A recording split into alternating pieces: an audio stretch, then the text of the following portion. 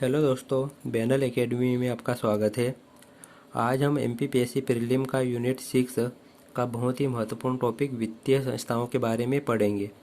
इसमें हम आरबीआई, राष्ट्रीयकृत बैंक, सेबी, एनएसई और बीएसई के सभी महत्वपूर्ण फैक्टों को पढ़ेंगे। इस वीडियो में मैंने पूरा टॉपिक कवर किया है। आपको यह वीडियो ज़रूर पसंद आएगा। इसके पहले मैंने भारत शासन अधिनियम 1919 और 1935 और संविधान सभा पर बहुत ही महत्वपूर्ण आईएमपी फैक्ट पर वीडियो अपलोड किया हुआ है। आप उन्हें ज़रूर देखिएगा, वो आपको प्लेलिस्ट में मिल जाएंगे। दोस्तों, आप मेरे इस चैनल को सब्सक्राइब ज़रूर कीजिएगा। मैं एमपीपीएससी का पूरा सिलेबस कवर करने की कोशिश करूँगा। तो चलिए दोस्तों, टॉपिक शुरू करते हैं। आज का हमारा टॉपिक है वित्तीय संस्थाएं। इसमें हम समझते हैं कि वित्तीय संस्थाएं क्या होती है। वित्तीय संस्थाएं वे संस्थाएं होती है जो लोगों को कम ब्याज दर पर अधिक समय के लिए लोन प्रदान करती है, साथ ही उन्हें सब्सिडी भी प्रदान करती है और उन्हें कृषि कार्य हेतु कृषि के उपकरण तथा खाद बीज के लिए वे कम ब्याज दर पर अधिक समय के लिए लोन देती है। इसमें हम पढ़ते हैं संस्थागत संस्थाएं कौन सी होती है। सहकारी समितियां हैं, वाणिज्यिक बैंक है, ग्रामीण क्षेत्र बैंक और नाबार्ड है। ये संस्थागत संस्थाएं होती है। वहीं गैर संस्थागत संस्थाओं के अंतर्गत साहूकार, व्यापारी और सेठ लोग आते हैं। गैर संस्थाओं में साहूकार, व्यापारी आते हैं। ये भी किसानों को धन तो उपलब्ध कराते हैं, पर इनकी जो ब्याज दरें होती है वो बहुत ही ज़्यादा होती है। इस कारण किसान उन्हें चुका नहीं पाता था। इसी को ध्यान में रखकर गवर्नमेंट ने संस्थागत संस्थाओं की स्थापना की, जिसमें कि कम ब्याज दर पर उन्हें अधिक समय के लिए लोन मिल जाता है। दोस्तों, हम संस्थागत संस्थाओं में सबसे पहले आरबीआई के बारे में पढ़ते हैं। आरबीआई की स्थापना 1 अप्रैल 1935 को हुई थी और इसका मुख्यालय मुंबई में। वहीं इसके 4 क्षेत्रीय कार्यालय भी हैं। दिल्ली, कोलकाता, चेन्नई और मुंबई में इसके 4 क्षेत्रीय कार्यालय हैं। इन्हें याद रखिएगा। आरबीआई के प्रथम गवर्नर सर ऑसबोर्न स्मिथ थे। वहीं प्रथम भारतीय एवं स्वतंत्र भारत का प्रथम गवर्नर थे सीडी देशमुख थे। आरबीआई के वर्तमान में गवर्नर शक्तिकांत दास है। ये 25वें नंबर के गवर्नर है। आरबीआई का राष्ट्रीयकरण कब हुआ था? 1 जनवरी 1949 में हुआ था। और आरबीआई का लेखा वर्ष 1 जुलाई से 30 जून के मध्य होता है, या 1 जुलाई से 30 जून का होता है। वहीं वर्तमान में 2 रुपये से लेकर 2000 तक के नोटों का निर्गमन आरबीआई करता है, जबकि 1 रुपये के नोट का निर्गमन भारत सरकार करती है, जिस पर सचिव के हस्ताक्षर होते हैं। आगे पढ़ते हैं दोस्तों। अनुसूचित बैंक किसे कहा गया है? तो वे बैंक जिनको आरबीआई अधिनियम 1934 की दूसरी अनुसूची में शामिल किया गया है, वे अनुसूचित बैंक कहलाते हैं। ये याद रखिएगा दोस्तों कि आरबीआई अधिनियम 1934 की दूसरी अनुसूची में शामिल बैंकों को अनुसूचित बैंक कहा गया है। अब आरबीआई के कार्य देखते हैं। आरबीआई के कार्य, पहला कार्य मुद्रा का निर्गमन करना, सरकार के बैंकर्स के रूप में कार्य करना, बैंकों के बैंक के रूप में कार्य करना, जैसे आरबीआई को बैंकों का बैंक कहा गया है।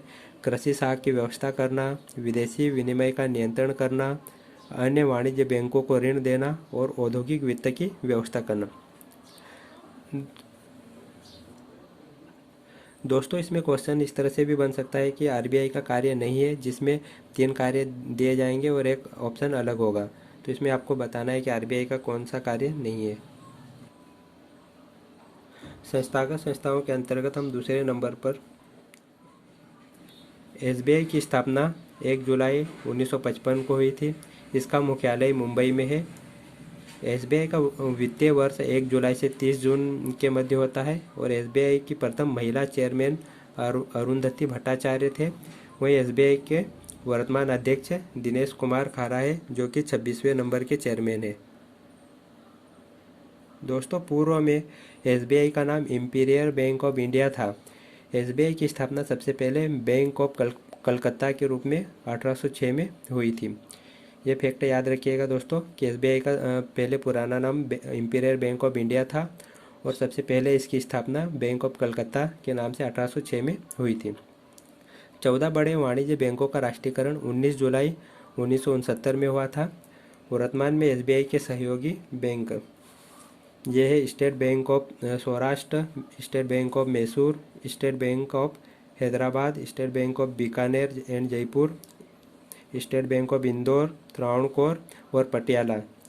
ये वर्तमान में एसबीआई के सहयोगी बैंक है। नेक्स्ट है क्षेत्रीय ग्रामीण बैंक या रूरल रीजनल बैंक, जिसे आरआरबी शॉर्ट फॉर्म में आरआरबी कहा गया इसे। इसकी स्थापना 2 अक्टूबर 1975 को की गई थी। ये याद रखिएगा, आरआरबी की स्थापना 2 अक्टूबर 1975 है। वर्तमान में भारत में 43 क्षेत्रीय बैंक है 2019-20 की तुलना में। आगे देखते हैं, अब हम नाबार्ड के बारे में पढ़ेंगे। नाबार्ड का फुल फॉर्म, इसका पूरा नाम है national bank for agriculture and rural development, या हिंदी में इसे हम कहें तो राष्ट्रीय कृषि और ग्रामीण विकास बैंक। इसकी स्थापना 12 जुलाई 1982 में हुई थी और यह शिवरामन कमेटी की सिफारिश पर इसकी स्थापना की गई थी। इसका हेडक्वार्टर मुंबई में है और वर्तमान में इसके अध्यक्ष गोविंद राजुलू चिंतला है। 2020 की बात करें। नाबार्ड ने किसान क्रेडिट कार्ड का आरंभ किया था। वहीं एसएचजी सेल्फ हेल्प ग्रुप या स्वयं सहायता समूह को बैंकों से जोड़ा है। नाबार्ड में 99% हिस्सेदारी भारत सरकार की तथा 1% आरबीआई की होती है। अब इसमें हम एक क्वेश्चन देखते हैं। जैसा पूछा जा सकता है कि सही कोड का चयन कीजिए, जैसे एसबीआई, आरबीआई, नाबार्ड और आरआरबी, ये 4 ऑप्शन दिए जाएंगे जिनके आगे इनके स्थापना का वर्ष रहेगा। तो आपको इसमें सही आंसर का आंसर देना है आपको। तो इसका सही आंसर है आरआरबी, जिसकी स्थापना 2 अक्टूबर 1975 को हुई थी। बाकी के तीनों ऑप्शन इसके गलत है। दोस्तों आगे अब हम कुछ आईएमपी फैक्ट देख लेते हैं। भारतीय महिला बैंक, इसकी स्थापना नवंबर 2013 में हुई थी और इसका हेडक्वार्टर न्यू दिल्ली में है। वहीं सिडबी, जिसे भारतीय लघु उद्योग विकास बैंक कहा गया है, इसकी स्थापना 2 अप्रैल 1990 में हुई थी और इसका हेडक्वार्टर लखनऊ में। मुद्रा बैंक की स्थापना 8 अप्रैल 2015 को न्यू दिल्ली में। पंजाब नेशनल बैंक 1894 दिल्ली में। बैंक ऑफ बड़ौदा 1908, हेडक्वार्टर इसका गुजरात। इंडियन बैंक 15 अगस्त 1907, इसका हेडक्वार्टर चेन्नई में। कैनरा बैंक 1906, इसका हेडक्वार्टर बेंगलोर। और भारतीय आयात निर्यात बैंक 1982, इसका हेडक्वार्टर मुंबई में। आगे देखते हैं दोस्तों, UTI unit trust of India की स्थापना 1 फरवरी 1964 में की गई थी। वहीं भारतीय उद्योग विकास निगम की स्थापना 1948 में की गई थी। दोस्तों अब हम आगे सेबी के बारे में पढ़ेंगे। SEBI security and exchange board of India, इसका फुल फॉर्म है, जिसे हिंदी में भारतीय प्रतिभूति एवं विनिमय बोर्ड कहा जाता है। इसके प्रमुख कार्य देखते हैं।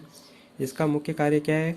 ये स्वयं नियामक संगठन या सेल्फ रेगुलेटरी ऑर्गेनाइजेशन को बढ़ावा देता है और प्रतिभूति बाजारों से संबंधित धोखाधड़ी एवं अनुचित व्यापार प्रथाओं को प्रतिबंधित करने का कार्य करता है। ये कौन करता है? ये सेबी करता है, security and exchange board of India. इसकी स्थापना 12 अप्रैल 1988 में हुई है और इसका हेडक्वार्टर मुंबई में है। दोस्तों सेबी के भी 4 क्षेत्रीय कार्यालय है। ये दिल्ली, कोलकाता, चेन्नई और अहमदाबाद में है। इसे वैधानिक मान्यता कब दी गई थी? तो भारतीय प्रतिभूति और विनिमय बोर्ड 1992 एक्ट के तहत इसे वैधानिक मान्यता दी गई है। 30 जनवरी 1992 को अध्यादेश जारी कर इसे वैधानिक दर्जा प्रदान किया गया है। दोस्तों अब आपको कमेंट्स में है कि राष्ट्रपति द्वारा अध्यादेश जारी करने की शक्ति संविधान के किस अनुच्छेद में है? आप ये कमेंट्स करके बताइए इसका आंसर। आगे पढ़ते हैं, इसकी संरचना देखते हैं हम। सेबी एक 9 सदस्यीय निकाय है जिसमें एक अध्यक्ष जो कि भारत सरकार द्वारा नियुक्त किया जाता है, 2 सदस्य होते हैं जो केंद्रीय वित्त मंत्रालय से होते हैं, 1 सदस्य आरबीआई से होता है और 5 सदस्य भारत सरकार द्वारा नियुक्त किया जाता है। आगे पढ़ते हैं दोस्तों, सेबी का प्रथम अध्यक्ष एस.ए. दवे है, वहीं सेबी का वर्तमान अध्यक्ष अजय त्यागी है। नेक्स्ट देखते हैं दोस्तों, दोस्तों अब हम एनएससी के बारे में पढ़ेंगे। एनएससी का पूरा नाम national stock exchange of India limited है। इसकी स्थापना 1992 में हुई है और इसका हेडक्वार्टर मुंबई में है। इसकी स्थापना फेरवानी समिति की सिफारिश पर 1992 में की गई थी। एनएससी का वर्तमान अध्यक्ष गिरीश चंद्र चतुर्वेदी है। वहीं वर्तमान में इनके सीईओ या एमडी विक्रम लिमाइते है। एनएससी की प्रथम महिला अध्यक्ष चित्रा रामकृष्णन है। कारोबार के लिहाज से यह विश्व का तीसरा सबसे बड़ा स्टॉक एक्सचेंज है। एनएससी 50 इसका महत्वपूर्ण सूचकांक है। दोस्तों एनएससी 50 इसका महत्वपूर्ण सूचकांक है। एनएससी भारत का सबसे बड़ा और तकनीकी रूप से अग्रणी स्टॉक एक्सचेंज है। दोस्तों अब हम बीएससी को भी पढ़ लेते हैं इसके साथ में आगे।